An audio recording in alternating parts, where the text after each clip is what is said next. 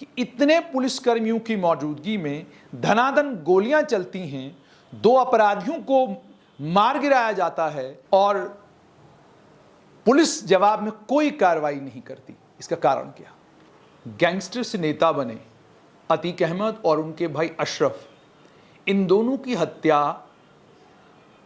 एक हॉस्पिटल के बाहर होती है और ताबड़तोड़ गोलियां जब इनके ऊपर 3 बंदूकधारी चला रहे होते हैं तो यूपी पुलिस, आपको नजर आ रहा होगा, अगर थोड़ा बहुत आपने उस वीडियो को ध्यान से देखा होगा तो यूपी पुलिस आपको दाएं बाएं खड़ी नजर आएगी और यूपी पुलिस कोई कार्रवाई नहीं करती, बल्कि यूपी पुलिस बाद में जब ये हत्यारे अतीक और अशरफ के ऊपर धनाधन गोलियां चलाकर उनको खत्म कर चुके होते हैं, उसके बाद जाकर यूपी पुलिस इनको धर दबोचती है, वो भी तब जब ये अपने हाथ खड़े करते हैं। न्यूज़ 18 ने एक खबर की है और उस खबर में न्यूज़ 18 ने बहुत सारे सवाल इस एनकाउंटर के ऊपर खड़े किए। आपको याद होगा कि इससे पहले अतीक के बेटे असद एक एनकाउंटर में मारे गए। यह एनकाउंटर 13 अप्रैल 2023 को झांसी में हुआ। उस एनकाउंटर पर भी बहुत सारे सवाल खड़े किए गए हैं और उसके बाद 16 अप्रैल 2023 को अतीक और अशरफ को अचानक रात को 10 बजे हॉस्पिटल लाया जाता है कि इनका मेडिकल चेकअप करना है, और वो भी रात को 10 बजे। मेडिकल चेकअप के लिए वो हॉस्पिटल पहुंचते हैं, मीडिया के कैमरे उनके सामने हैं और मीडिया कर्मी उनसे सवाल पूछ रहे हैं और इसी बीच में धनाधन गोलियों की आवाज आती है और अतीक और अशरफ दोनों खून में लथपथ वहीं गिर जाते हैं। और थोड़ी देर के बाद खबर आती है कि अतीक और अशरफ दोनों मारे गए हैं और जिन 3 लोगों ने गोलियां चलाई उनका निशाना इतना सटीक था कि ना ही कोई पत्रकार गंभीर रूप से घायल हुआ, ना कोई पुलिसकर्मी घायल हुआ, बल्कि 2 लोग मारे गए जिन लोगों को वो निशाना बनाने के लिए आए थे, ऐसा रिपोर्ट्स कह रही हैं। क्या था उनके पास? एक फेक प्रेस का आई कार्ड, एक डमी कैमरा, एक माइक और 2 बैन, 2 टर्किश पिस्तौल उनके पास थे जिनके ऊपर देश में प्रतिबंध लगा हुआ है, और एक लोकल कट्टा भी उनके पास था। और अतीक अहमद और अशरफ को मारने वाले जो लोग थे उनके पास ये हथियार आए कहां से, बड़ा सवाल ये है। ये भी अलग अलग अखबारों की रिपोर्टों में पूछा जा रहा है।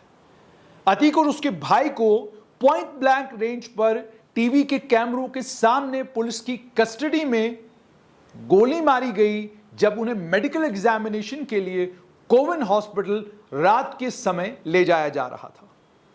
लवलेश तिवारी, मोहित सिंह, अरुण मौर्य, इन्होंने गिरसान, जिगाना 9mm पिस्टलों का इस्तेमाल किया जो अभी तक पड़ताल में सामने आया है।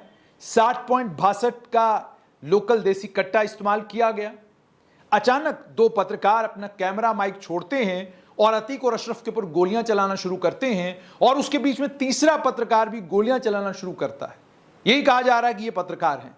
हालांकि अगर आप बहुत सारे वीडियोस देखेंगे, उन वीडियोस में आम लोग वहां पर, हालांकि उस पर कितना विश्वास किया जा सकता है ये तो पुलिस की पड़ताल बताएगी, लेकिन आम लोग ये कहते हैं कि ये 3 लोग जो हैं पुलिस की जीप में ही आए थे। अगर ये सत्य है तो भी जाहिर सी बात है इसमें पड़ताल होना जरूरी है, और अगर यह सत्य है तो फिर जाहिर सी बात है फिर पड़ताल का तो कोई मामला बनता ही नहीं। उसके बाद थोड़ा सा आगे चलते हैं तो पता ही चलता है कि ये जो 2 टर्किश पिस्तलें हैं इनकी कीमत लगभग 6 से 7 लाख के करीब होगी। एक बड़े पुलिस अधिकारी ने एक अखबार को इंटरव्यू देते हुए कहा कि सवाल ये खड़ा होता है कि इतने महंगे पिस्तौल इन गरीब लोगों के पास आए कहां से, इन्होंने इतने महंगे पिस्तौल खरीदे कहां से, और तब जबकि वो भारत के अंदर उनके ऊपर प्रतिबंध लगा हुआ है, इनकी स्मगलिंग कहां से हुई है और कौन है जिसने अतीक और अशरफ के इस हत्याकांड की साजिश रची है। उसके बाद पूर्व यूपी पुलिस के डीजीपी विक्रम सिंह ने कुछ सवाल खड़े किए। उन्होंने कहा जो पिस्टल उन लोगों ने कातिलों ने इस्तेमाल किए वो टर्की से बने हुए थे और लगभग उनकी 20 लाख के करीब कीमत है। इतने महंगे पिस्टल वो कहां से उनने खरीदे, इसको भी इन्वेस्टिगेट करने की ज़रूरत है। और उसके बाद ये कि पुलिस ने इन मिसक्रिएंट्स को आइडेंटिफाई क्यों नहीं किया जबकि ये लगातार अस्पताल जा रहे थे? ऐसी जानकारी भी आई है। और उन्होंने एक न्यूज़ वेबसाइट न्यूज़ क्लिक से बात करते हुए ये भी कहा कि उसके बाद आप लाइव मर्डर देख रहे हैं और उसके बाद यूपी पुलिस का जो वहां पर जिस समय गोलियां धनाधन चल रही थी, जिस तरीके से यूपी पुलिस ने वहां पर बिहेव किया, उस पर भी पूर्व डीजीपी विक्रम सिंह ने सवाल खड़े किए हैं। वो कहते हैं कि क्या मोडस ऑपरेंडी रहा होगा, ट्रेनिंग कहां पर हुई है इन कातलों की। आपने 17 लोगों को सस्पेंड किया लेकिन उसका कोई आधिकारिक ऑर्डर अभी तक सामने नहीं आया है। सख्त कार्रवाई की जानी चाहिए पुलिस ऑफिसरों के खिलाफ जो ये गैर जिम्मेदार थे। और एक और पूर्व डीजीपी हैं विभूति नारायण राय, उन्होंने भी ये कहा कि ये कोई बड़े कुख्यात अपराधी नहीं हैं, ये मामूली किस्म के अपराधी हैं। और इतने महंगे हथियार अगर इन मामूली किस्म के अपराधियों के पास थे तो इसका मतलब इसकी पड़ताल होनी चाहिए। उनके मुताबिक बहुत सारे ऐसे राज थे जिन पर से पर्दा हट सकता था, लेकिन अतीक और अशरफ के मरने के बाद वो राज राज ही रहेंगे। ये भी कहा उन्होंने कि पिस्टलों की स्मगलिंग जो है नेपाल, बांग्लादेश और पाकिस्तान से ड्रोन के जरिए हो रही है। और उसके बाद कुछ क्रिमिनल हैं उत्तर प्रदेश में, जिन क्रिमिनल्स के पास अगर ये हथियार आए तो आए कहां से। उसके बाद उन्होंने ये भी कहा कि ये जो तिवारी हैं या सनी पुरानू हैं या मौर्य हैं, ये लोअर मिडिल क्लास फैमिलीज से हैं, गरीब घरानों से हैं और 3 अलग अलग यूपी के डिस्ट्रिक्टों से आते हैं। और तीनों के परिवारों ने ये कहा है कि हमारा इनसे कोई लेना देना नहीं। तिवारी का जहां तक ताल्लुक है वो कोतवाली नगर बांदा डिस्ट्रिक्ट के रहने वाले हैं और ऑलरेडी इनके ऊपर आपराधिक मामले बने हुए हैं। सनी जो है उसके ऊपर 14 क्रिमिनल मामले बने हुए हैं। और मौर्य के खिलाफ भी, मौर्य जो है वो कासगंज यूपी के रहने वाले हैं।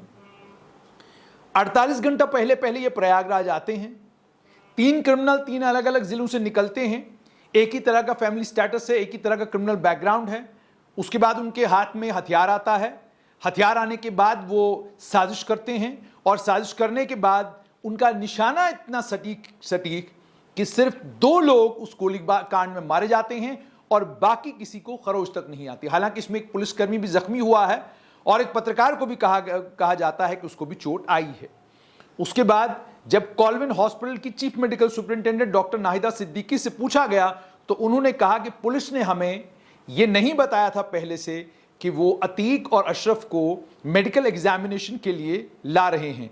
अगर वो 10 मिनट पहले उन्होंने हमें इन्फॉर्म किया कि हम इन्हें मेडिकल चेकअप के लिए आपके यहाँ ला रहे हैं, अगर पुलिस, उन्होंने कहा है कि अगर पुलिस हमें पहले बताती तो हम अपनी मेडिकल टीम वहीं भेज देते जहां पर अतीक को रखा गया था, जैसे पहले किया करते थे। उसके अलावा अतीक के वकील हैं विजय मिश्रा, उन्होंने भी कहा कि अचानक आपको मेडिकल चेकअप कराने की जरूरत क्यों पड़ी, ना डिस्कम्फर्ट का कोई मामला है, ना कोई शिकायत है, तो अचानक आपने रूटीन चेकअप के लिए रात को क्यों इनको निकाला। ये भी कहा है उन्होंने कि अगर आप वाकई आपको लगता था कि ये बीमार हैं या इनकी तबीयत खराब है तो इनके चेकअप मेडिकल एग्जामिनेशन के लिए, और चेक तो सिर्फ हार्ट रेट और शुगर लेवल करना था, वो तो जेल में भी चेक हो सकता था, ये किया नहीं जाना चाहिए था। उसके बाद जो सवाल न्यूज़ 18 ने पूछे, न्यूज़ 18 ने सवाल पूछा है कि क्या अतीक को इतनी देर रात को मेडिकल एग्जामिनेशन के लिए ले जाना जरूरी था? दिन के समय में क्यों नहीं लिया गया जब रोशनी थी? उसके बाद जो पुलिसकर्मी इनके साथ थे उन्होंने बुलेट प्रूफ वेस्ट क्यों नहीं पहने थे? 18 से 20 पुलिसकर्मी आम तौर पर अतीक और अशरफ की इर्द गिर्द नजर आते थे, लेकिन इस बार ऐसा क्यों नहीं था? और जो 18 से 20, माफ कीजिएगा, जो 18 से 20 लोग साथ भी इनके साथ थे, उनके हाथ में हथियार भी था, लेकिन हथियार हाथ में होने के बावजूद जब ताबड़तोड़ गोलियां चलनी शुरू हो गई वो भौंचक्के क्यों रहे? उन्होंने कुछ किया क्यों नहीं? उसके बाद इन अपराधियों को कैसे पता चला कि अतीक और अशरफ को अस्पताल लाया जा रहा है? क्या पहले से किसी ने उनको जानकारी दे रखी थी? और उसके बाद यह भी कहा गया है कि ऐसा कुछ भी अभी तक सामने नहीं आया है कि ये 3 लोग एक दूसरे को बड़ा पुराना जानते थे, फिर इन 2 लोगों को मारने के लिए अचानक ये लोग इकट्ठे क्यों हुए? उसके बाद इनके पास ये सोफिस्टिकेटेड हथियार कहां से आए? अगर 3 लोग जो पत्रकार के तौर पर अतीक की मूवमेंट पर पिछले 2 दिन से नजर रख रहे थे, तो यूपी पुलिस का इंटेलिजेंस विभाग, एसटीएफ, उन्हें इसके बारे में क्यों नहीं पता चला? कत्ल करने के पीछे असल मकसद क्या है?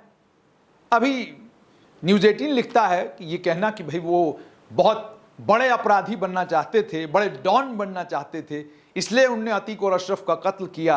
उनने कहा यह हास्यास्पद है, ये समझ में आने वाला नहीं है।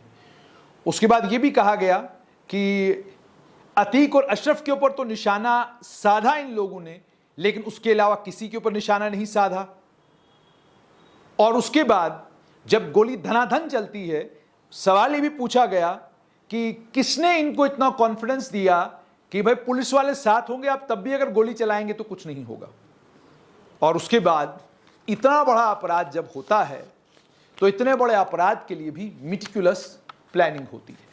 ये सारे सवाल न्यूज़ 18 ने और अन्य कई और टेलीविजन चैनल्स ने उठाए हैं अतीक अहमद और अशरफ अंसारी के मर्डर के ऊपर। सवाल अब ये है कि टेलीविजन चैनलों के कैमरों की कैद में वो तमाम तस्वीरें हैं, और जब आप उन तस्वीरों को देखते हैं तो एक आम आदमी भी ये सवाल पूछता है कि इतने पुलिसकर्मियों की मौजूदगी में धनाधन गोलियां चलती हैं, 2 अपराधियों को मार गिराया जाता है और पुलिस जवाब में कोई कार्रवाई नहीं करती, इसका कारण क्या?